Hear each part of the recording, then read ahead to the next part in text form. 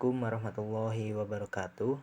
Perkenalkan, nama saya Muhammad Abdan Syakura dengan NIM 23308111028 semester 2A, mata kuliah Pendidikan Kewarganegaraan, dosen pengampu Bu Eriska Ginalita Dwi Putri SH.MH.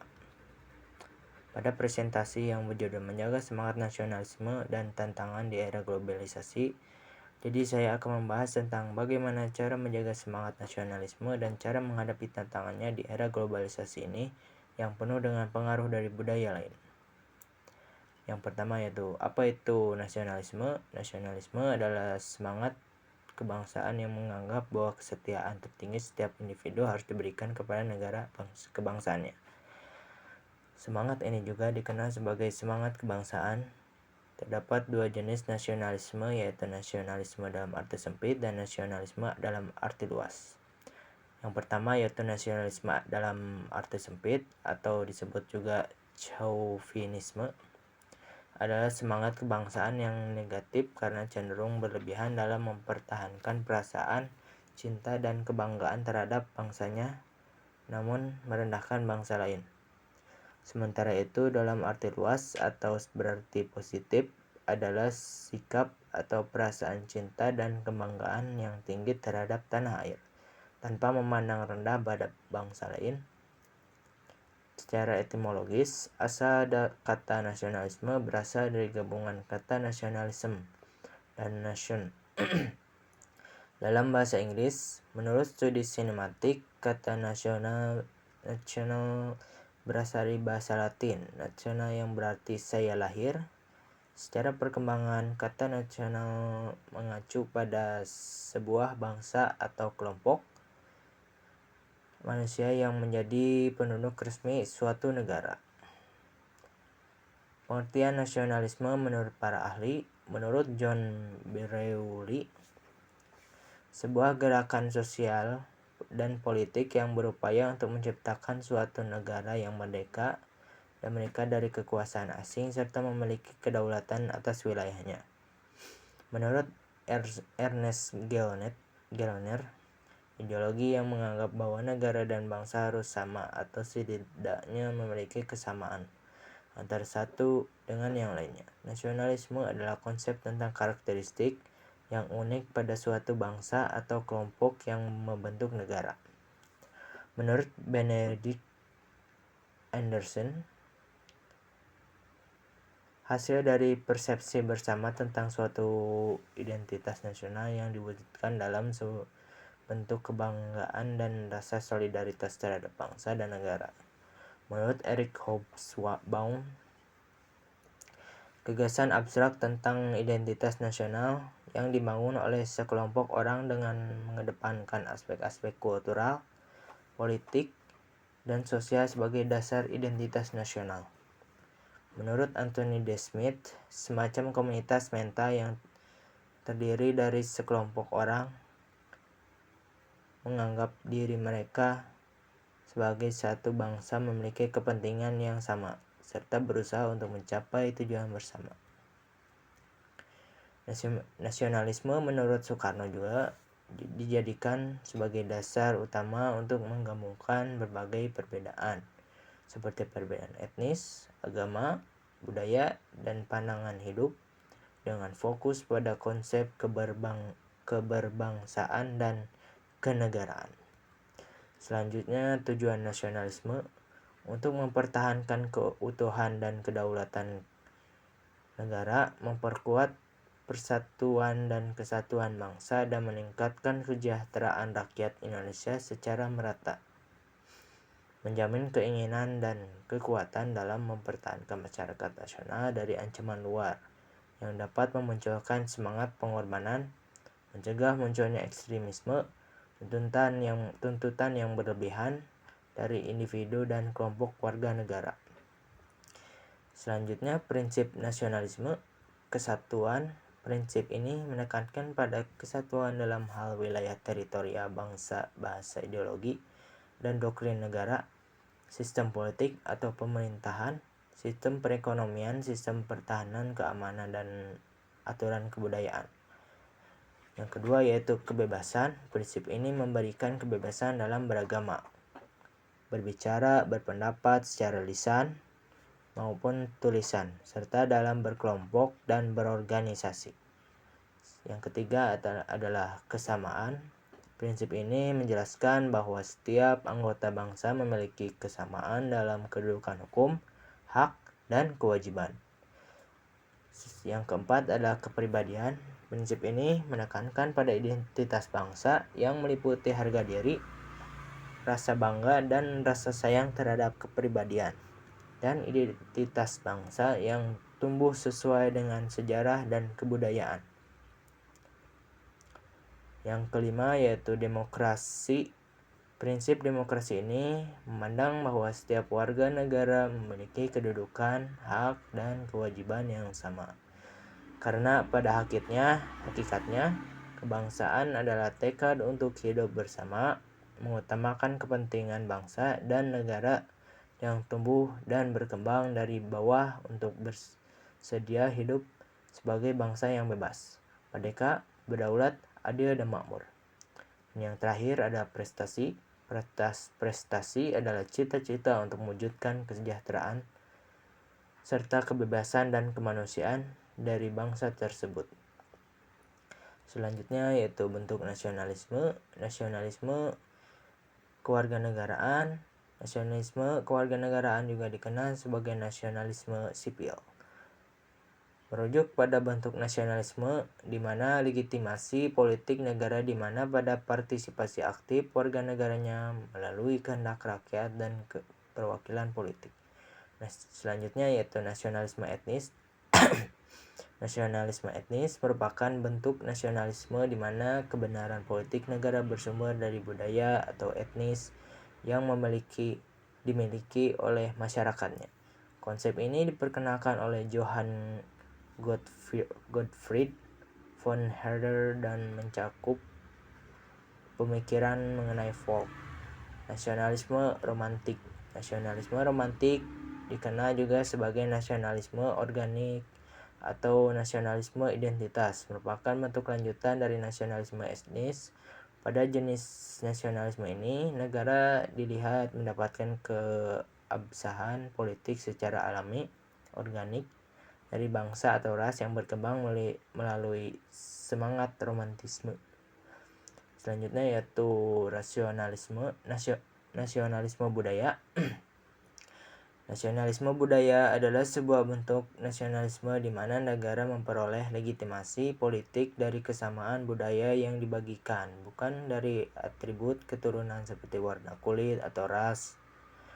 Contohnya nyata dari bentuk ini adalah pendekatan rakyat Tionghoa yang memandang negara berdasarkan pada nilai-nilai budaya yang dijunjung tinggi.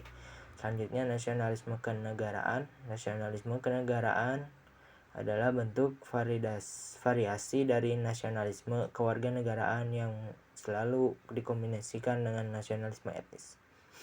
Nasionalisme agama. Selanjutnya nasionalisme agama.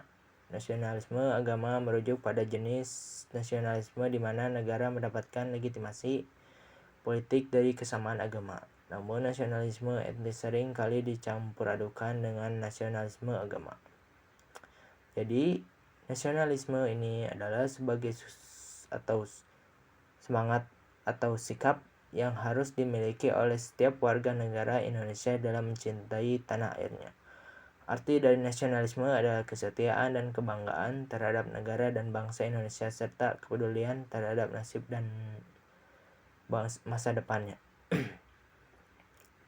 Jadi, kesimpulan nasionalisme ini merupakan semangat kebangsaan yang berasal dari kata nation yang merujuk pada bangsa atau kelompok manusia yang menjadi penduduk resmi suatu negara. Nasionalisme memiliki tujuan untuk menjamin kemauan dan kekuatan mempertahankan masyarakat nasional melawan musuh dari luar serta menghilangkan ekstremisme dari warga negara. 5 prinsip nasionalisme yang dijiwai oleh semangat kebangsaan dalam negara adalah kesatuan, kebebasan, kesamaan, kepribadian, demokrasi, dan prestasi. Melalui prinsip-prinsip tersebut, nasionalisme memandang bahwa kebangsaan adalah adanya tekad untuk hidup bersama mengutamakan kepentingan bangsa dan negara yang tumbuh dan berkembang dari bawah untuk bersedia hidup sebagai bangsa yang bebas, merdeka, berdaulat, adil, dan makmur. Selanjutnya, apa itu globalisasi? Globalisasi adalah proses integrasi internasional yang terjadi dikarenakan oleh pertukaran pandangan dunia, produk, pemikiran, dan aspek-aspek kebudayaan lainnya. Salah satu sebab globalisasi adalah kecenderungan segala sesuatunya berpengaruh terhadap perekonomian dunia. Globalisasi menurut para ahli, Anthony Giddens, globalisasi adalah sebuah proses yang meliputi transformasi dan bentuk interaksi sosial dan ekonomi di mana jarak dan waktu menjadi semakin tidak penting, sehingga kita semakin menyadari bahwa kita saling terkait dan saling mempengaruhi dalam skala global. Menurut Joseph Stiglitz, globalisasi adalah suatu proses yang meliputi peningkatan interaksi, integrasi, dan ketergantungan antar negara-negara di seluruh dunia, terutama dalam bidang ekonomi dan perdagangan. Selanjutnya, menurut Roland Robertson, globalisasi adalah suatu proses di mana segala aspek kehidupan manusia di dunia semakin terhubung dan saling mempengaruhi secara global. Hal ini meliputi penyebaran teknologi, ideologi, produk, dan budaya melalui perbatasan nasional. Selanjutnya, menurut David Held, globalisasi adalah sebuah proses yang meliputi integrasi pasar, keuangan, dan perdagangan di seluruh dunia, serta melibatkan interaksi sosial dan politik di skala global. Selanjutnya, menurut Ulrich Beck, globalisasi adalah suatu fenomena sosial yang meliputi pemisahan antara tempat dan waktu, sehingga membawa dampak pada identitas dan konflik dalam masyarakat global.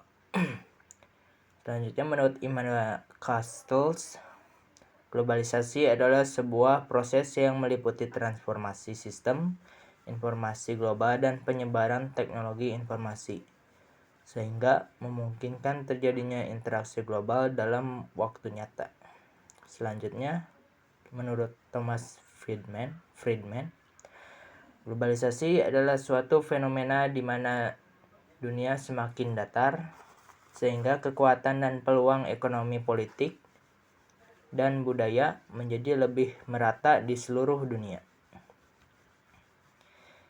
Globalisasi memiliki dampak positif dan negatif bagi masyarakat. Dampak positif globalisasi di antara lain perubahan tata nilai dan sikap, perkembangan ilmu pengetahuan dan teknologi, tingkat kehidupan yang lebih baik, penguatan supremasi hukum dan perlindungan HAM, adaptasi etos kerja dalam kemandirian, perluasan peluang pasar perdagangan luar negeri, dan operasi produksi perusahaan asing di Indonesia. Namun globalisasi juga memiliki dampak negatif seperti pola hidup konsumtif, sifat individualistik, kesenjangan sosial, kurangnya peran masyarakat dalam penjagaan keamanan dan kedaulatan, dan perubahan pola pikir masyarakat. Oleh karena itu, kita harus memahami bahwa globalisasi merupakan fenomena yang kompleks dan harus dihadapi dengan strategi yang tepat untuk memaksimalkan dampak positif globalisasi dan meminimalkan dampak negatifnya. Selain itu, kita juga harus memperkuat solidaritas dan kepedulian sosial serta mempromosikan nilai-nilai yang baik seperti gotong royong, kerjasama, dan keberagaman sebagai bentuk adaptasi positif terhadap perubahan global yang terjadi. Selanjutnya adalah tantangan menjaga semangat nasionalisme. Menjaga nasionalisme pastinya penuh tantangan. Salah satunya seperti banyaknya pengaruh budaya luar. Dengan zaman yang serba digital ini, apapun bisa sangat cepat menyebar, mulai dari berita, hiburan, dan lain-lain. Tidak terkecuali budaya luar. Penyebaran budaya luar banyak sekali di internet, seperti gaya berpakaian, tarian, musik, budaya, dan masih banyak lagi yang dapat mempengaruhi semangat nasionalisme. Salah satu cara menjaga semangat nasionalisme di era globalisasi ini yaitu salah satunya seperti refleksi sejarah, Salah satu cara menjaga semangat nasionalisme dan tantangannya di era globalisasi adalah melakukan nafak tilas sejarah, baik itu dengan melakukan perjalanan ke tempat-tempat bersejarah yang terjadi simbol perjuangan para pejuang bangsa. Selain itu, bisa juga dengan mempelajari sejarah melalui buku-buku yang menggambarkan perjuangan bangsa Indonesia dalam memperjuangkan kemerdekaan, atau bisa juga melalui pemutaran film dokumenter yang memperlihatkan betapa gigihnya pejuang bangsa dalam mewujudkan kemerdekaan. Selanjutnya, memakai dan mencari produk hasil produksi dalam negeri. Salah satu hal yang juga bisa menumbuhkan jiwa nasionalisme generasi muda adalah dengan menganjurkan untuk selalu menggunakan produk dalam negeri sehingga memunculkan penghargaan tersendiri untuk tanah airnya. Selanjutnya, memperkenalkan berbagai keragaman budaya bangsa. Dengan memperkenalkan berbagai keragaman budaya bangsa serta kekayaan sumber daya alam bangsa, membuat para generasi muda akan merasa beruntung telah dilahirkan di Indonesia. Sehingga muncul jiwa nasionalisme untuk menjaga kebutuhan dan persatuan tanah air Indonesia. Melalui selanjutnya, pembelajaran pendidikan kewarganegaraan. Pendidikan kewarganegaraan mengajarkan generasi muda tentang bagaimana menjadi warga negara yang baik, taat terhadap aturan negara, dan juga sebagai wadah untuk menumbuhkan semangat patriotisme. Jadi seorang dosen atau guru bisa menambahkan jiwa nasionalisme pada mahasiswa atau siswa melalui pembelajaran PKN. Melalui pengenalan tokoh sejarah juga bisa menjadi media untuk menumbuhkan jiwa nasionalisme pada generasi muda bangsa, misalkan dengan menceritakan bagaimana perjuangan tokoh tersebut dalam melawan penjajah dan mempertahankan keutuhan NKRI dari ancaman asing. Baik, segitu saja yang bisa saya sampaikan. Mohon maaf bila masih banyak kekurangan dalam presentasi ini. Cukupkan sini. Wassalamualaikum warahmatullahi wabarakatuh.